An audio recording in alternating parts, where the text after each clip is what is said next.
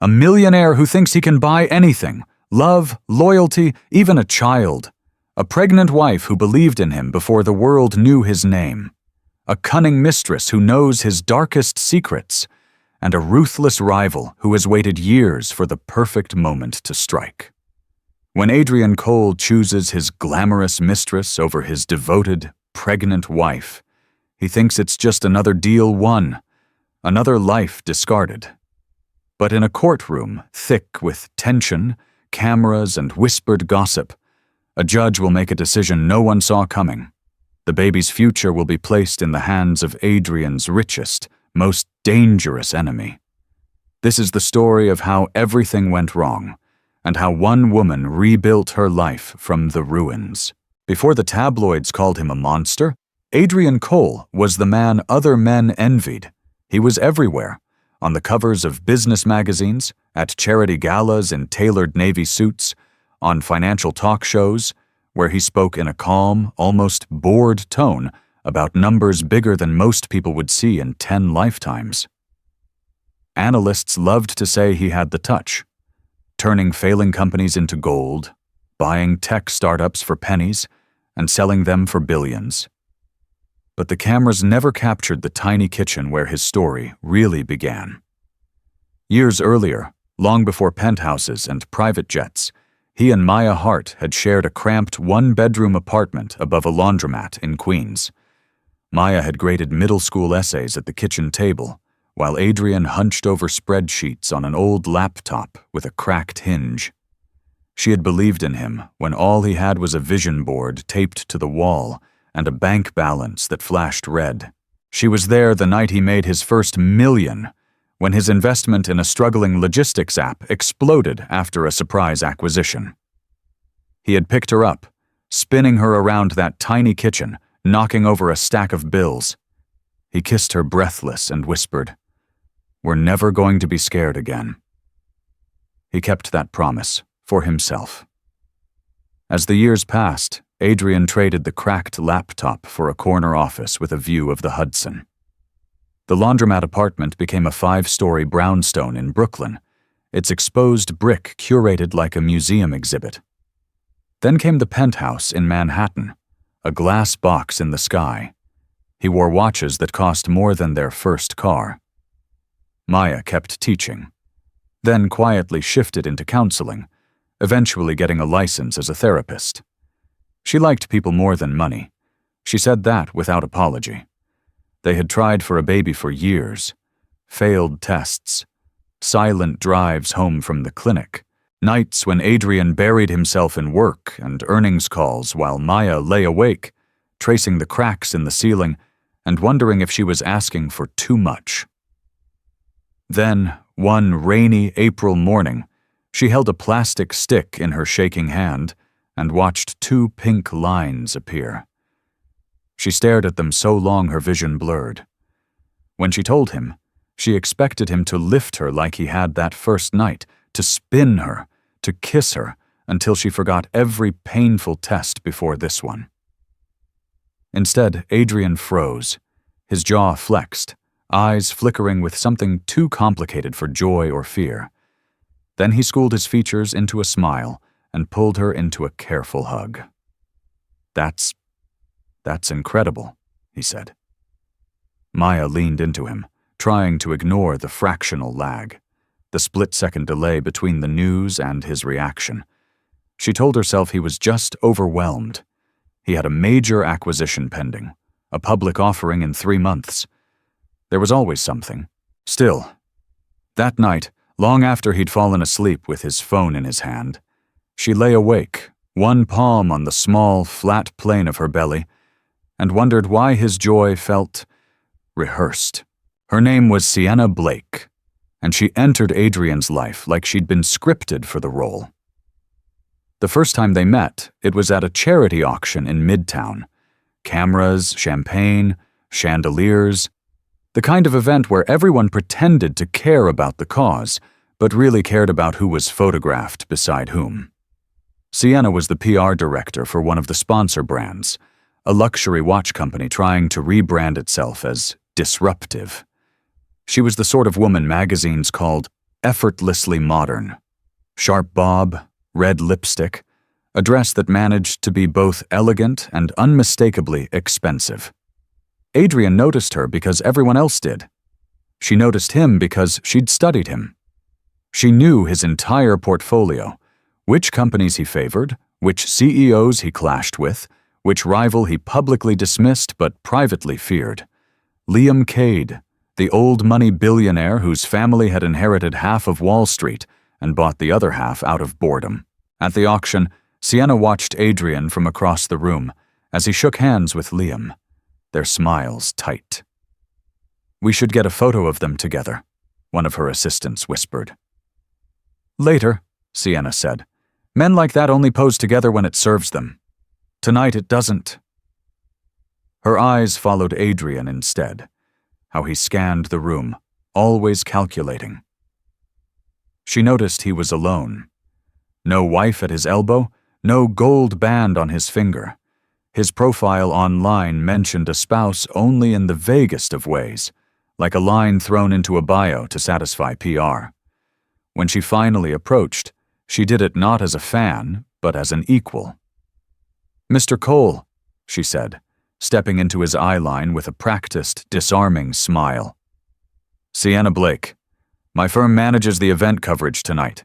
Your comments on the last earnings call nearly crashed our press inbox." He gave the polite, non-committal smile he used on strangers with sharp heels and sharper agendas. "Hopefully in a good way. Depends who you ask," she replied. "Your investors loved it. Your competitors, not so much, especially Cade." His gaze flicked to her with a flicker of interest. "You follow that world?" "I shape it," she said lightly. "You're giving a short speech later. If you want maximum impact, lose the line about welcoming competition. Nobody believes you, and it reads cute." He blinked, then laughed, a genuine sound, quick and surprised. "You rehearsed that," he said. "I advise powerful men for a living, Mr. Cole. I don't rehearse, I prepare." It was the first time in weeks he forgot to check his phone. Later, as he watched her move through the crowd, calibrating angles, steering photographers, whispering into the ears of people who thought they were in charge, something in him shifted. She existed in the same world he did, a language of leverage and image and timing. At home, Maya sat at the kitchen table in the penthouse, surrounded by pamphlets on prenatal vitamins and childbirth classes. She had made a simple dinner, took a photo of the ultrasound to send to her sister, and left Adrian a text he didn't read until midnight. "Running late. Don't wait up. Huge potential partnership. This could change everything. Love you." He didn't mention Sienna. Pregnancy slowed Maya physically, but it sharpened her instincts. At first, she excused the late nights and the sudden work trips. The market was volatile. Adrian's firm was in the middle of a high-stakes acquisition that could eclipse everything he'd done before. She had seen him through lean days. It would be unfair to resent him now when everything he had dreamed of was finally within reach. But then there were the details. Lipstick on his collar once, not the shade she wore, not a smudge that could be passed off as a careless hello. It was a clean, deliberate mark near his jawline, easily missed but impossible to mistake. A perfume in the car that wasn't hers. A strange floral scent that lingered on the leather seats when she climbed in one morning, making her stomach roil. Voicemails that cut off mid-word when she walked into the room. Maya had been a therapist long enough to know the difference between anxiety and intuition. Her mind tried to be kind, to supply rational explanations. But her body knew. The baby shifted under her ribs as if restless with the tension. One evening, as the city glowed orange outside their windows, she confronted him. Adrian stood at the bar cart, pouring himself a drink. The ice clinked in the glass. "Is there someone else?" she asked, voice steady, hands folded over the swell of her stomach. He froze, fingers tightening around the glass. "What?" he said too quickly. She repeated the question, softer this time. He laughed it off at first, dismissing it as hormones, stress, paranoia. He stepped forward, tried to kiss her, but she turned her head. "The car smells like someone else's perfume," she said. "You come home with lipstick on your shirt. You hide your phone when I walk in. I may not play in your world, Adrian, but I'm not stupid." His face hardened.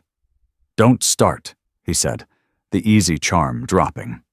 "Not now, not with everything on the line." "Everything on the line?" she echoed. "What about us? What about this baby?" He said nothing. Silence pressed in, thick and heavy. Outside, the city buzzed, oblivious. "Her name?" Maya asked. "Do I get the truth, or do I have to read about it in some gossip column first?" He could have lied. He could have gaslit her, doubled down, walked away until she doubted her own senses. But the thing about winning too often is that you forget what it's like to lose. And Adrian, unaccustomed to vulnerability, chose arrogance. "Sienna," he said. "Her name is Sienna." The sound of it in the air was a blade. Maya swallowed, her throat dry. The baby kicked, a sharp, insistent protest under her ribs. "How long?" she whispered. "Does it matter?" he shot back. She looked at him, really looked, and realized something terrifying. He had already stepped out of their life. His body was here, his toothbrush still in the bathroom, but the man she had built a life with was standing in some other room, in some other world, with someone who made him feel like a god. "Yes," she said. "It matters. Because I have shared every year of your life since we were 22. I have earned the right to know when you left." His jaw tightened. 9 months. The timeline hit her like a physical blow. 9 months? She repeated. He didn't seem to realize what he'd admitted until he saw the calculation in her eyes. 9 months, the same stretch of time as the life inside her. 9 months ago, before her positive test. While she lay awake wondering if she was broken, he had found someone else to adore him, someone whose body wasn't a battleground. She turned away, one hand bracing against the kitchen counter. "I stayed," she said quietly. "I stayed through the years we were broke. I stayed when you worked 70 hours a week. I stayed when you missed anniversaries, birthdays, funerals, and the second life got too real for you. You found a world where nothing and no one needed you like that." "I never asked you to stay," he snapped, anger flaring, because guilt, in a man like Adrian, had only one safe outlet: blame. "You didn't have to," she replied. "You were busy promising me we were in this together." The distance between them became a chasm. No shouting, no thrown glass, just a quiet, decisive shift, like a floor giving way under her feet. That night, she slept in the guest room. The next morning, the champagne-colored Tesla that had once felt like a spaceship delivering her into a better life carried her to the office of a lawyer named Nadia Rahman, a friend of a friend, someone recommended for her calm presence and surgical precision. "I don't want to destroy him," Maya said, tears unshed but simmering. "I just want to be safe. I want my child to be safe." Nadia folded her hands. "Then we don't start with revenge," she said. "We start with reality." While Maya met with lawyers and prenatal specialists, Adrian plunged deeper into a world where everything could be spun. With Sienna, he told himself, life was simpler. There were no cramped apartments, no memories of nights spent splitting cheap noodles. With her, he was not the boy who'd grown up stealing leftover rolls from hotel catering kitchens, where his mother waitressed. He was Adrian Cole, the brand. Sienna's apartment was sleek, minimal, designed to impress. They were rarely there. Most of their life unfolded in hotels, first-class lounges, and chauffeured cars. She knew how to make him feel invincible. Tiny compliments slipped between critiques, like sugar on a blade. She also knew who his greatest enemy was, Liam Cade. Where Adrian had clawed his way up from nothing, Liam had been born into obscene wealth. But he didn't fit the stereotype of the lazy heir. He worked. He studied markets, led aggressive expansions, and built his own tech and finance empire that sat alongside his family's holdings like an extra crown on an already heavy head. The media loved to compare them. Adrian, the hungry outsider with nothing to lose, and Liam, the patrician powerhouse with everything to protect. Over indie coffee in a Tribeca boutique hotel, Sienna scrolled through her phone, showing Adrian the latest article. "Two lions on one mountain," she read aloud. "Dramatic." "Lazy," Adrian said. "I don't think about him as much as people want me to." That was a lie, and they both knew it. "His new clean energy fund is getting a lot of attention," Sienna said. "He's moving into your area." "It's not my area," Adrian said sharply. "It's a market. No one owns a market." "Is that why you've been stalking their filings every night?" she teased. He shot her a look, and she smiled. "Relax," she said. "I like that you care. It means you're still hungry. Men who stop caring stop winning." The words stroked his ego, but somewhere under the surface, they gnawed at something else. Fatigue, maybe, or a submerged sense that all of this was getting away from him. Back in Brooklyn, Maya watched the same headlines from an entirely different angle.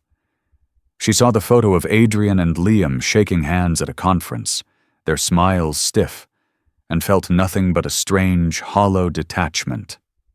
Once, she would have worried about his stress, his rivals, his reputation. Now, her focus had sharpened to a single point, the tiny life rolling like a wave under her ribs. She had moved out of the penthouse and into a small rental near Prospect Park, the kind of neighborhood where strollers and grocery carts shared the sidewalks. Her sister, Danny, visited often. Students from Maya's practice sent her texts of support, though most didn't know the full story. One afternoon, as she sat on a park bench rubbing circles over her stomach, a notification buzzed on her phone. It was a news alert. Coal Capital faces investigation over rumored insider dealings. Maya's first reaction wasn't triumph. It was dread. Because she knew the man behind the headlines. She had seen him twist half-truths into narratives before, had watched him walk out of storms untouched while others drowned. That night, she called Nadia. "Will this affect the divorce?" she asked. "It could," Nadia said. "If there's real financial misconduct, his assets might be frozen. That impacts support, your share, the child's future. We may need to brace for a fight." "A fight," Maya repeated softly.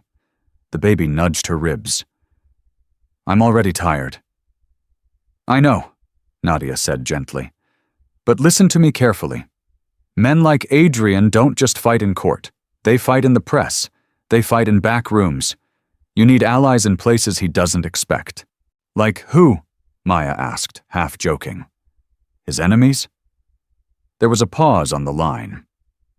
"Sometimes," Nadia said, "the enemy of your enemy just wants to watch him burn, but sometimes they also want to protect what he's trying to destroy. We'll be careful. I just want you open to possibilities." Maya didn't know it yet, but one of those possibilities had a name, Liam Cade. The baby was born on a windy night in November. Labor was long, painful, and punctuated by moments of surreal calm. At one point, between contractions, Maya stared at the ceiling tiles and thought, absurdly, that they looked like the ones in her old classroom. Her world had collapsed and rebuilt itself so many times that the sterile hospital room felt like neutral ground. No penthouse, no press, no rivals. Just her, a nurse named Carla with kind eyes, and the relentless tide of pain. Adrian arrived halfway through. He burst into the room in a haze of cologne and expensive fabric, eyes wide. For a moment, the sight of him cut through everything. This was the man she had loved since she was 22, the boy who had once fainted at the sight of a flu shot, and then pretended he'd just needed air. "Maya," he said, breathless. Traffic. My phone. Are you okay?" She gripped the bed rail and wrote out another contraction before answering. "I'm busy," she gasped, then almost laughed at the understatement. He stayed. He held her hand when she let him, flinched when she squeezed too hard. Tears filled his eyes when their son finally arrived, red and furious and startlingly loud. "Noah," Maya whispered, when the nurse asked about a name. "Noah Hart Cole." The middle name was his, but the first and last were hers. She expected Adrian to argue. Instead, he nodded slowly, still staring at the baby as if he were an equation that didn't quite add up. In the days that followed, there was a fragile, temporary truce. Adrian visited the hospital daily, bringing organic snacks she didn't want, and reading emails while Noah slept in the bassinet. He talked about the investigation as if it were a minor inconvenience. "They've got nothing," he insisted. "It's noise. Competitors stirring up regulators. It'll blow over." Maya said nothing. She knew that when men said competitors, they often meant one person. Liam. 2 weeks after she brought Noah home to her small rental, the formal custody papers arrived. She sat at the kitchen table, Noah dozing in a carrier on her chest, and read through them. Adrian wanted joint legal custody, which she expected, but also primary decision-making power over Noah's education, health care, and environmental influences. There was a clause about ensuring the child's upbringing aligns with the standards and values befitting his social and economic status. Beneath the legal language, the message was clear. He intended to mold Noah into a reflection of himself, on his terms. "He wants our son as an accessory," Maya told Nadia bitterly. "A brand extension." "There's more," Nadia said gently. "He's asking for the right to remove Noah from your primary residence if he can prove you're economically unstable, or that your environment poses reputational risk." "Reputational risk?" Maya repeated. "He had an affair while I was pregnant." "And he's under investigation," Nadia added. "But men with money often assume the court sees the world the way they do. This is aggressive, but not surprising." Maya looked down at Noah's tiny face, his eyelashes soft against his cheeks. "I won't let him take my child," she said quietly. "You won't," Nadia said. "But you need to understand, he's going to come at you with everything. He will weaponize his wealth, his media presence, his connections. We have to be smarter." "Smarter how?" Maya asked. "I have a baby and a one-bedroom apartment." "You have something he doesn't," Nadia replied. "The truth, and potentially, allies." It was in the middle of this storm that an unexpected email arrived. Subject line: regarding Cole Verhart custody proceedings. Sender: assistant to Mr. Liam Cade. The first time Maya met Liam, she understood why people were intimidated by him. He didn't radiate the flashy arrogance Adrian had learned to weaponize. Liam was quieter, more controlled, the kind of man who seemed to take up space without moving much at all. His suit was simple, dark, a plain silver watch instead of gold.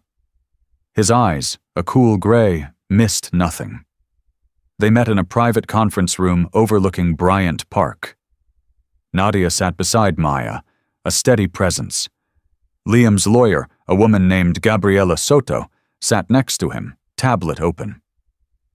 "Thank you for agreeing to see me," Liam said. His voice was low, with the trace of an old Boston accent. "I didn't come for you," Maya replied. "I came because your assistant's email mentioned evidence relevant to my custody case." One corner of his mouth twitched. "Fair enough." He slid a folder across the table. Inside, neatly tabbed and highlighted, were documents that made Maya's throat tighten. Emails, financial reports, internal memos from Adrian's firm. These show a pattern of market manipulation and insider trading, Liam said. He front-ran trades, used non-public information to profit from mergers, and funneled some gains through shell companies. How do you have these? Maya asked, fingers trembling as she flipped through the pages. Some were provided by whistleblowers, Liam said.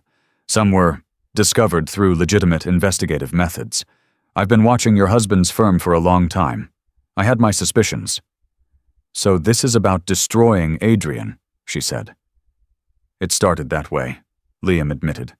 But then I found out about your custody case, about Noah. He said the baby's name carefully, as if testing it. Maya stiffened. How? Things leak, he said simply. I also know that Adrian is arguing you're unstable, unfit, and incapable of maintaining the lifestyle he believes Noah deserves. Rage flared in her chest. And you? She asked. What do you believe, Mr. Cade? That a child belongs with whoever has the longest yacht? Liam's expression didn't change, but something in his eyes softened. My father believed that, he said. He treated custody like an acquisition. When my parents divorced, he used money to win. He didn't ask if being shuttled between boarding schools and bodyguards was what we needed. He just assumed access equaled love. Did it? Maya asked. No, he said quietly. It equaled control. Silence settled over the table for a moment. Why would you help me? Maya asked at last. What do you want in return? I want Adrian out of my market, he said candidly. I want his influence diminished. These documents will accelerate his fall, but using them purely for my gain would make me exactly like him. And using them to help me makes you, what, a philanthropist? She asked. A strategist, he replied. If the court sees the full picture, they're less likely to give him what he wants. A man under criminal investigation with a history of unethical behavior doesn't look like a reliable custodial parent. And where do you figure into this picture? Nadia asked, speaking up. Are you planning to testify? Submit these anonymously? Attach strings we don't see yet? Liam met Maya's eyes. I'm offering full access to this evidence with no strings attached regarding your custody, he said. Use it as you and your attorney see fit. My only request is that if the court asks about its source, you don't lie. Maya studied him, searching for the angle. He could be playing a long game. He could be trying to drag Adrian into a public scandal so messy that all their lives were destroyed. But then she thought of Noah, of the clause about reputational risk. If Adrian's image shattered, would he still try to weaponize their son as a prop? What happens to his firm if this becomes public? She asked. It collapses, Liam said. No hesitation. And the employees? The ones who didn't do anything wrong? We'd absorb what we can, he said. Not out of kindness, out of opportunism, but some people would lose their jobs. That is also true. He didn't sugarcoat it. Maya exhaled slowly. Adrian made his own choices, she said at last. I can't protect him from consequences just because I remember who he used to be. She looked down at the documents again, at the numbers that represented lives, decisions, betrayals. Then we fight, she said. The custody hearing became a media circus. By the time Maya walked up the courthouse steps, camera flashes were popping like fireworks. Reporters shouted Adrian's name. Some called hers, too, mispronouncing it, asking if she forgave him, if she was using the baby to get more money. She held Noah close, the baby snug in a soft carrier under her coat, his head turned toward her heartbeat. Danny walked beside her, shoulders squared. Nadia stayed one step ahead, clearing a path. Adrian arrived separately, flanked by his own attorneys, jaw set, tie perfect. Sienna was there too, in a simple black dress that suggested restraint and respectability, her makeup flawless. She gave the cameras a solemn look, as if she were the wronged party. Inside, the courtroom buzzed. Judge Carlos Herrera presided, a man known for his patience and absolute intolerance for theatrics. "This is not a television show," he reminded the packed room before proceedings began. "There is a child at the center of this case. We will behave accordingly." Adrian's legal team went first. They painted him as a self-made success story, a man who'd risen from poverty to prominence, who could provide stability, education, opportunity. They mentioned Maya's smaller income, her new rental, her step back from full-time work after Noah's birth. "She is a caring mother, Your Honor," Adrian's lead counsel said smoothly, "but she cannot offer the kind of security and environment our client can. We propose joint custody with primary decision-making power residing with Mr. Cole to ensure Noah grows up with every advantage." Nadia rose calmly when it was her turn.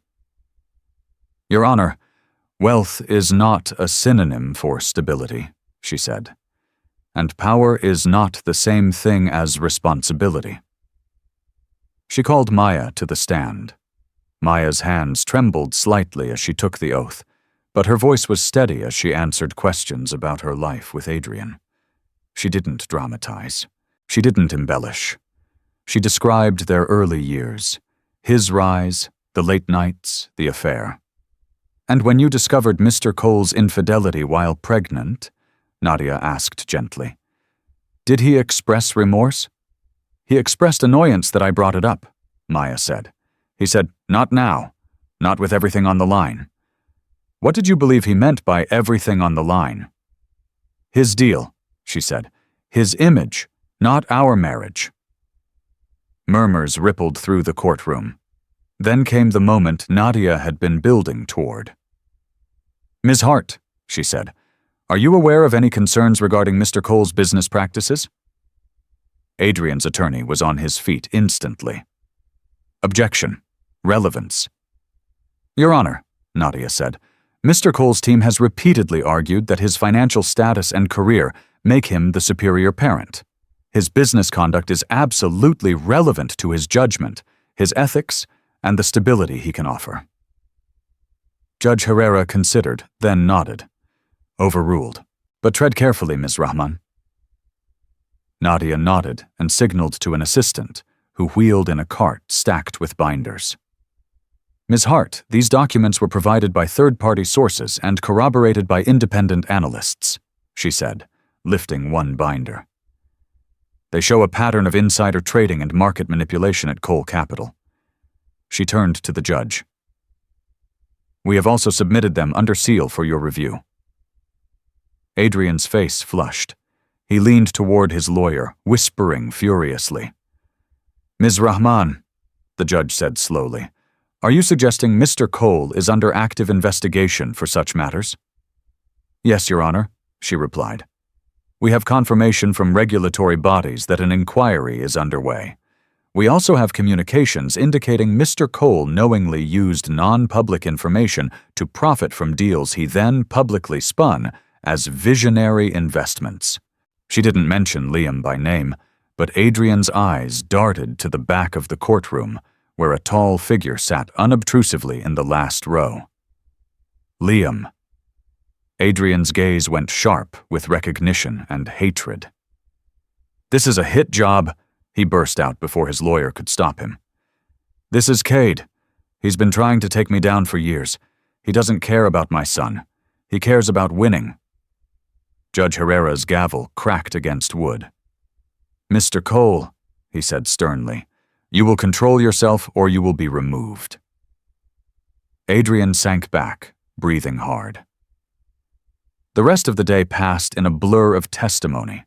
Financial experts, character witnesses, documentation of Adrian's temper in boardrooms, his pattern of pushing boundaries and assuming he could clean up afterward.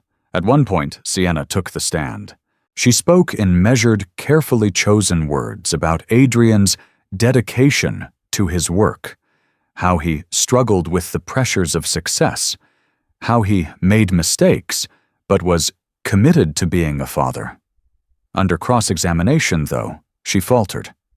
Nadia asked, "Miss Blake, were you involved in any way in facilitating or covering up Mr. Cole's use of non-public information?" "No," Sienna said quickly. "Did you ever arrange off-the-record meetings, private calls, or unrecorded dinners between Mr. Cole and executives of companies in which he later made significant trades?" "That's a normal part of my job," she said. "Relationship management is—" "So you admit you arranged these meetings?" Nadia pressed. Yes, but that doesn't mean— Did you benefit financially from any of these deals?" The color drained from Sienna's face. "I had a bonus structure," she said, "but I didn't know—" "Ms. Blake," Nadia said quietly, "you are under oath." Silence stretched. "I suspected," Sienna whispered at last, "but I didn't ask questions. I thought, they all do it. I told myself it wasn't my job to stop him." Maya sat very still, watching the woman who had helped dismantle her life admit, in front of a judge, that she had also helped dismantle something larger, the rules that kept markets from collapsing. By the end of the hearing, the air in the courtroom felt heavy with more than emotions. It held the weight of numbers, of choices, of a man's belief that he could bend reality if he just threw enough money at it. When closing arguments finished, Judge Herrera called a recess. On his way out, his gaze lingered for a moment on the back row, where Liam still sat, expression unreadable. Hours later, everyone returned to hear the decision. Maya's heart hammered as the judge shuffled papers. "In cases like this," Judge Herrera began, "our guiding principle is the best interest of the child, not the parents' egos, not their reputations, not their bank accounts." He looked at Adrian.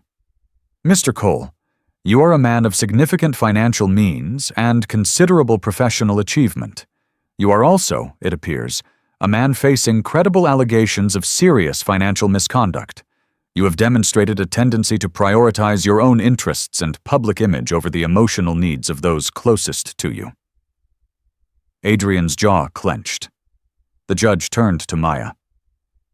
"Ms. Hart, you have provided this child with consistent care since his birth," he said.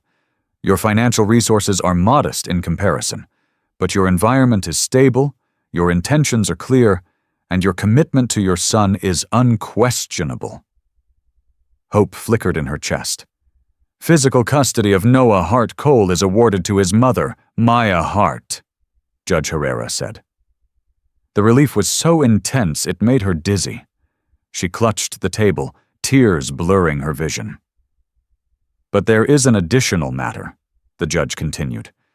"Given the scale of Mr. Cole's assets and the likelihood of substantial legal judgments resulting from the ongoing investigations, it is imperative that Noah's financial future be protected from the fallout of his father's actions." He paused, the room holding its breath.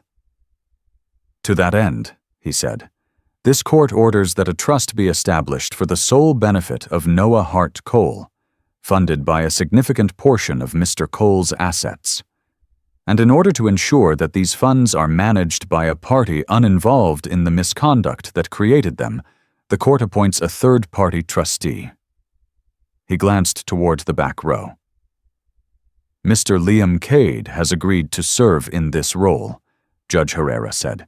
"As Mr. Cole's primary business rival, he has no incentive to protect Mr. Cole's reputation or interests, only the interests of the trust's beneficiary. Therefore, legal and financial guardianship of the trust, and, in matters pertaining to Noah's financial and educational future, will be shared between Ms. Hart and Mr. Cade as co-guardians." The room erupted. Adrian shot to his feet. "You're giving my son to him?" he shouted, voice cracking with fury and something like panic. "To my competitor? To the man who's been trying to destroy me? This is insane." "You still retain visitation rights," Judge Herrera said firmly. "But when it comes to the stewardship of the wealth derived from your actions, this court has a duty to ensure that your son's legacy is not controlled by the same impulses that endangered it." His gaze was flint. "In simple terms, Mr. Cole," he said, "you brought your rival into your child's life the moment you built an empire on unstable ground. Today, that rival becomes the guardian of what remains of that empire, for your son's sake, not yours." As the gavel fell, the headline wrote itself in the minds of every reporter present. Millionaire chose mistress over pregnant wife. Judge hands baby's future to his richest rival. The weeks that followed were a study in contrasts. For Adrian, everything collapsed at once. Regulators moved in with the momentum of an avalanche. Investors fled. Clients sued. Employees, some furious and some just scared, leaked stories to the press. The world that had made him feel untouchable turned on him, one headline at a time. Sienna, facing her own legal exposure, struck a quiet deal with investigators. She slipped out of headlines and into anonymity, leaving Adrian to stand alone. He tried, once, to see Maya outside his scheduled visitation. He showed up at her door in Brooklyn, shoulders hunched, wearing a simple jacket instead of a suit. There were dark circles under his eyes, the confident gleam gone. "Maya," he said when she opened the door a fraction, "please, I just want to talk." She stepped outside, closing the door behind her so he couldn't see the toys on the floor. "I'm following the court schedule," she said. "You see Noah on Saturdays. We agreed." "I'm not here to fight about that," he said. His voice broke. Everything's gone. The firm, the properties. They're talking about prison, Maya." He looked suddenly very young, like the boy who'd once confessed his fear of becoming his father, a man who'd disappeared when the debts got too big. "I'm sorry," he said, the words rough. "Not just about that, about all of it. You, Noah. I thought I could control everything. I thought, if I kept winning, nothing else mattered. But in that courtroom, when he said Cade's name, when he handed our son's future to him, our son's future was never yours alone to control," Maya said softly. "You just thought it was." He swallowed hard. "I don't know how to be anything other than this," he admitted. "The man who's always pushing, always taking. And now that it's gone, I don't know who I am."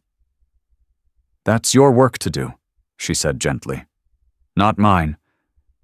He nodded, eyes shining. "Do you hate me?" he asked.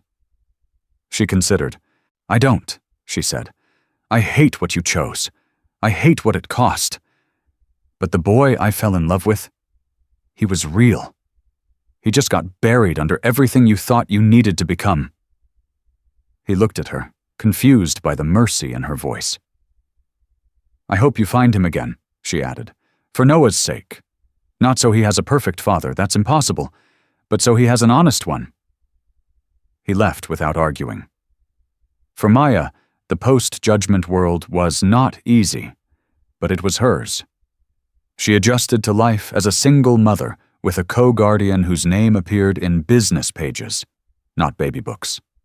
Her rental felt smaller with every passing week, but also fuller, warmer. Her relationship with Liam unfolded slowly, carefully. At first, their interactions were purely logistical. They met with financial advisors, lawyers, and educational consultants to structure the trust. Liam was meticulous, insisting on transparency. "I will never make a decision about Noah's future without your input," he told her in one meeting. "This is his life. I'm just the custodian of the mess his father made." "You make it sound so glamorous," she joked, surprising herself. He smiled, a real one this time. "Trust me, I would rather have beaten Adrian with a clean deal than inherit his headaches." Over months, pragmatism turned to something like friendship. He visited occasionally, not as the overseer of some massive trust, but as a man willing to sit on the floor and stack wooden blocks with a giggling baby. He held Noah with a carefulness that hinted at a childhood where no one had done the same for him. One afternoon, as Noah toddled between them in the park, falling down and popping up with fearless determination, Liam said quietly. He doesn't care who has more zeros in their bank account. No, Maya agreed, watching her son's delighted grin. He cares who's there when he falls down. Liam glanced at her. You're there, he said. That's what matters. So are you, she replied. He seemed startled by that. Do you ever worry, she asked after a moment, that people will think you did all this just to win against Adrian? To own the narrative? He shrugged. People already think that. Some of them are right. I won't pretend there wasn't satisfaction in watching him face consequences, but somewhere along the line, it stopped being about him. About who then? She asked. Liam watched Noah, who had just discovered the wonder of pigeons and was shrieking with laughter. About him, he said. And maybe a little about you. The admission hung between them, gentle and without expectation. Maya felt her heart tighten, not with the old adrenaline of excited, reckless love, but with something steadier, quieter. She wasn't ready for anything more, and he seemed to understand that without her saying a word. What she was ready for was this: a life where she chose the pace, where her worth wasn't measured in projected returns, where she could watch her son grow without constantly scanning the horizon for the next crisis. She returned to her counseling work part-time, specializing in clients dealing with betrayal, power imbalance, and financial abuse. Not every story ended with a billionaire guardian angel. Most were messy, slow, and painfully ordinary. But she listened. She validated. She helped people reclaim themselves. Her own story became less about the man who'd betrayed her and more about the woman who'd survived it. 3 years after the verdict, the scandal had slipped under fresher headlines. Regulators had dismantled Coal Capital. Adrian had served his reduced sentence and was out on probation. For the world, it was an old story. For Maya, it was simply life. Her mornings were spilled cereal, lost socks, and a 4-year-old who thought every flat surface was a racetrack. The fiddle-leaf fig Adrian had once brought as an awkward peace offering stood in the corner of her Brooklyn apartment, taller now, leaves glossy from the light she fussed over. "Mommy, this one is the fastest ever," Noah announced, launching a blue car off the table. "And clearly has a death wish," she said, catching it. "Shoes, please. Liam's coming." "Liam brings twisty straws," Noah said, as if that were his official job description. Her phone buzzed. Out front. L. She opened the door to find Liam on the stoop in a wool coat, hair damp from drizzle, one hand holding a folder, the other a paper bag. "I come bearing coffee and structurally unsound donuts," he said, "for very serious trust-related purposes." "Twisty straws?" Noah demanded, wrapping himself around Liam's legs. "Do I look like a man who breaks contracts?" Liam replied, producing a pack of neon bendy straws from his pocket. Maya shook her head, unable to fight the smile. 3 years ago, the idea of joking with Adrian's richest rival outside her modest apartment would have felt like another universe. Now it was just Tuesday. At Cade Holdings, they met in the same quiet room as always. No marble, no chandelier, shelves, plants, soft light. Liam had chosen it on purpose. "If we're talking about a child," he'd said once, "the room shouldn't look like a conquest." Nadia sat at the table, tablet lit up. The independent advisor who audited Noah's trust each year gave Maya a warm nod. On the cover of the latest report, a dinosaur sticker roared across a column of numbers. Noah's edition last time. Once Noah was happily settled at a little side table with crayons, Liam opened his folder. "Before we get to the boring charts," he said, "you both need to see this." He slid a printed email chain across the table. Names were partly blacked out. Tone wasn't. "It's from one of Adrian's old associates," Liam said. He's raising money for a new fund. Investors are nervous, so he's selling this. Maya read, jaw tightening. Given the existing Colcade child trust structure, we anticipate future alignment of interests. Her fingers curled around the paper. He's pitching our son's trust, she said, like a feature. Yes, Liam said. He's implying he can influence how we manage it. Turning your child's future into a bullet point. Heat climbed up her neck. I did not walk through that courtroom pregnant and humiliated so some man can wave Noah around in a pitch deck, she said. We can send a cease and desist and notify regulators, Nadia said, eyes sharp. Judge Herrera kept continuing jurisdiction over the trust. This will not play well. There's another piece, Liam added. He's telling potential investors that once Adrian's probation ends, they'll launch a legacy fund together. Redemption, fatherhood, using Noah as the emotional hook. For a moment, Maya just stared at the page. She could almost hear the phrases. For his son. Rebuilding for the next generation. It made her skin crawl. Has Adrian agreed? She asked. Not from anything I've seen, Liam said, but the offer's on the table. Maya let out a slow breath. He deserves the chance to say no, she said. But whether he does or not, we stop this. My son is not anybody's brand strategy. Liam hesitated. Someone else has information on this, he said. She asked to talk to you. I said it was your call. A knock came at the door. When it opened, Sienna Blake walked in. The last time Maya had seen her, Sienna had been perfectly polished on the witness stand. Today she wore a simple blouse and dark trousers. Her hair was pulled back. The glossy, untouchable aura was gone. She just looked tired. Maya, she said quietly. You get 5 minutes, Maya replied. Use them well. Sienna sat, fingers laced. I'm not here for forgiveness, she began. You don't owe me that. I just don't want him using your son the way he used you, or me. The associate? Nadia asked. Sienna nodded. He approached me first, wanted me to handle the narrative. Fallen genius rebuilding for his child. He sent me the decks, call notes, everything. She placed a small flash drive on the table. He's already hinting to investors that the trust and the judgment give them something special. Why bring it to us? Maya asked. You could have just said no and walked away. Because I sat in that courtroom and watched you tell the truth while everyone else tried to spin, Sienna said. I helped Adrian hurt you. I can't erase that. But I can decide not to help someone drag your kid into the next scheme. She tried for a thin smile. I teach media ethics now, if you can believe it.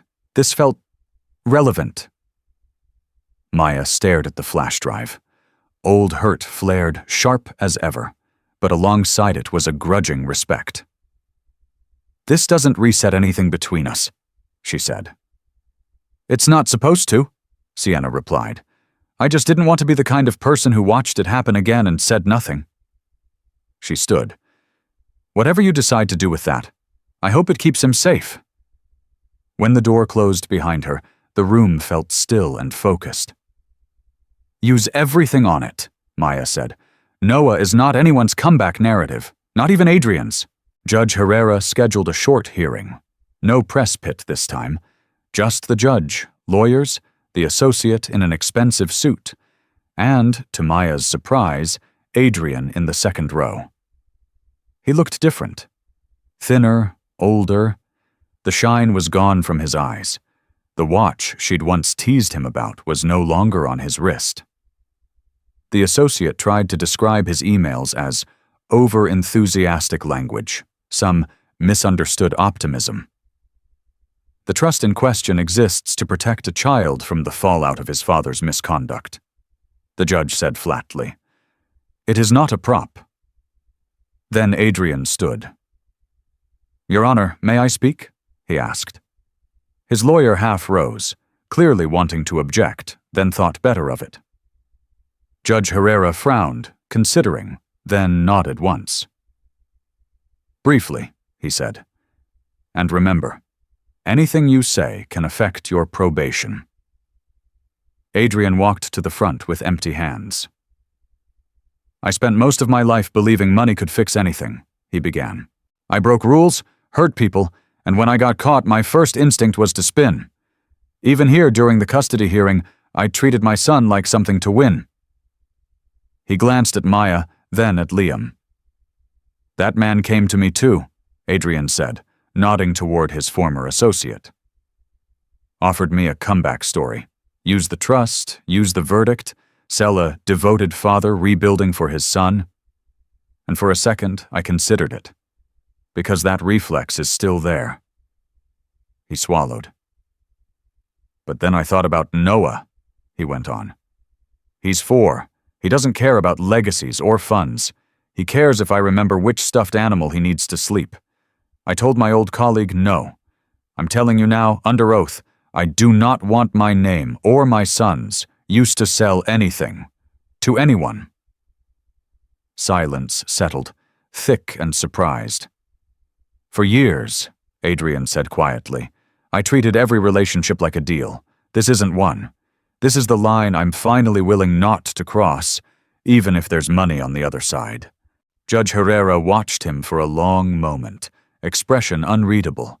When he spoke, his tone was firm but less icy than before. "The original judgment is amended," he said. "Any commercial use of this trust, this order, or the child's name is prohibited. Any attempt will result in sanctions. Let it be clear, Noah is not an asset class."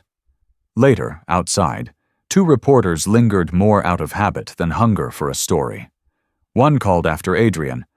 "Do you regret the court giving your rival control over your son's financial future?"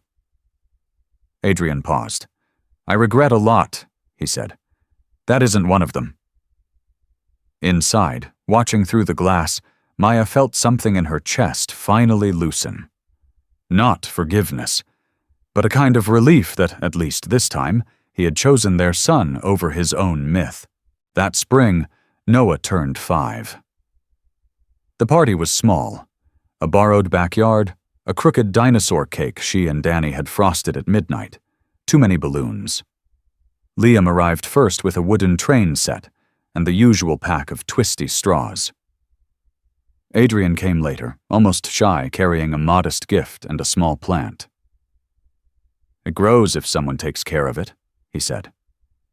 "Seems to be the theme," Maya replied, taking it.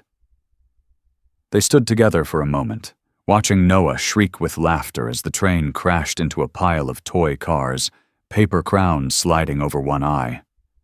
"He looks happy," Adrian said quietly. "He is," she said. "Because he's loved, not because he's a headline."